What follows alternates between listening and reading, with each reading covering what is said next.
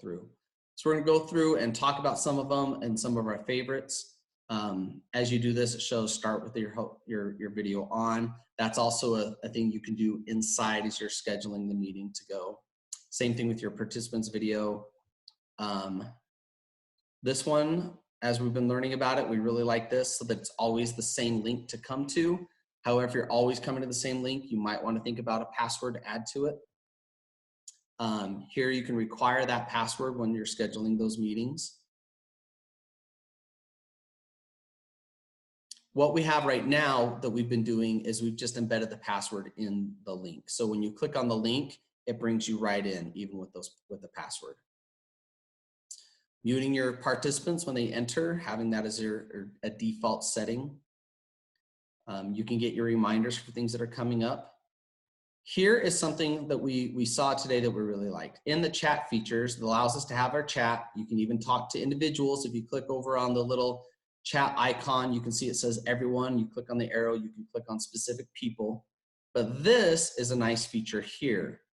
We're just turning on auto save. So the host, it automatically gets saved. You don't need to hit the save, the chat at the end of it. Automatically gets done for you. This gives you the option as a file transfer. It gives you the option to be able to send files through the meeting. If you want, you can turn on feedback for Zoom or have a survey for everyone to take at the end. We haven't done that. See this one, that place on hold, it says allows them to temporarily remove an attendee from the meeting. So I think if I put you on hold, I'm kind of kicking you out versus the remove button, but I think they kind of do the same thing. Haven't tried it, don't know for sure. But that's what we're thinking would happen. If anyone knows differently, please chime in and let me know. As you move your arrow, you'll see that your control bar will show up. This could just leave that control bar on always. All right, so here is this, the setting that we had before. This is why the default is who can share is the host only versus all the participants.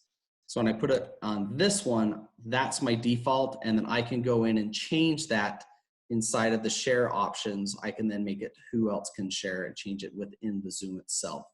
So we like that feature. This lets you use like your whiteboard and annotating screen. So I'll switch this over really fast so you can see that. You can create a whiteboard. Look, let's play Pictionary. So you can have your whiteboard and draw on this, and it records it as well if you're doing those things. Come back. This allows the opportunity. Craig. Yes, what? How did you get the whiteboard? Just by sliding that over in settings, or? So no, it's oh goodness, I shouldn't have closed the Google Meet. It's in, if you scroll down and you'll see the share button. And when you click on the share button, one of the options is whiteboard.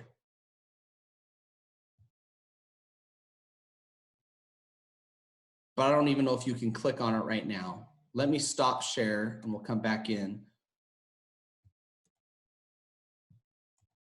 So everyone can, okay. So if you click on your share button, the share screen, you'll see you have an option, and everyone can go ahead and do it. Just don't click the blue share afterwards. But if you click on the green share button, you'll see you have the options for whiteboard, iPhone, iPad, my settings for Zoom, so the screen I was on. Oh, who's coming in? Daniel decided to hit his. Oh, sorry. You're good, you're fine. Hey, can I show something while you're doing that? Yes. Okay, so while you're still sharing, I'm going to do this really quick. What I've done from Daniel is I've asked him if I can have control of his screen. Did you give me a recording screen by chance? Did you give me the option? I'll try. You want me to approve? Yeah, hit approve. Got it. Okay. So I now can come in and I am drawing on his screen. So that was where, and I'll show you that again when we go back to those settings, is you have the option, if you turn that on, if they've said yes to it, you can take remote access and help out if you need to. So I'm going to give it back to you now. And I'm going to take over because I'm the host, so I can take my screen back.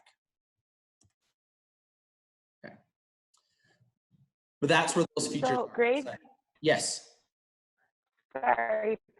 When I click share, mine just says, or when I in the other screen, it just said desktop or application. Amy, that was a little Wow. hard to hear. Would you mind typing that in, and then I'll read it and share that with everybody? Another thing we can do is if you turn off your video, that also helps with the audio. Just turn off the video part and that's okay. It just goes to that blank screen with just your name on it. And then your audio works a little bit better. Thanks, Charles.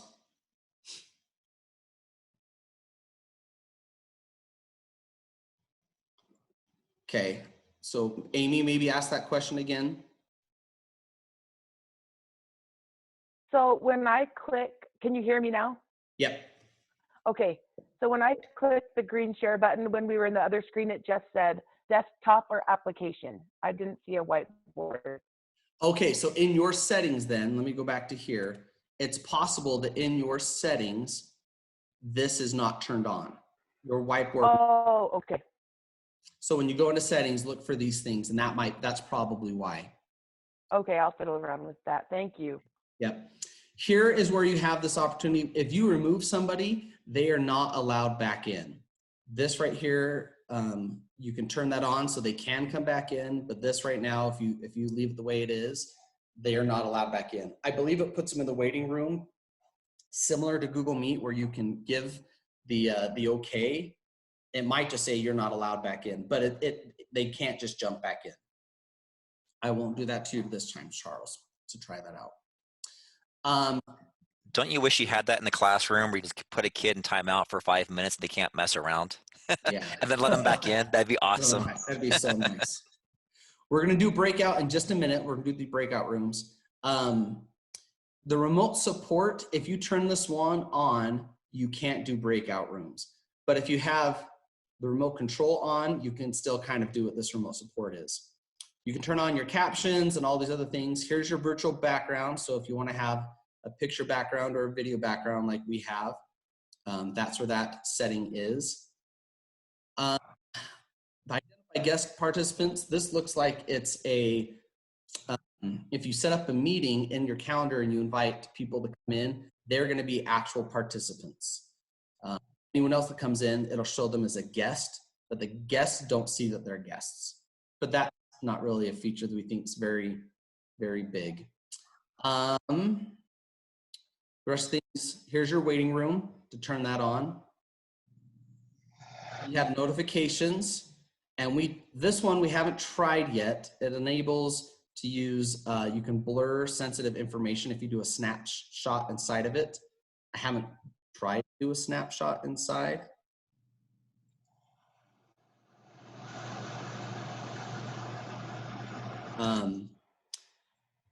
And then this one is we tried the schedule privilege so that you could let someone else do a meeting on your behalf, but that is a paid feature. So we can't turn that one on. And some of these are paid features. You just don't know until you try to do it. And it says, oh, by the way, that's a paid feature. Right? But it does a lot for you inside. We're going to come back now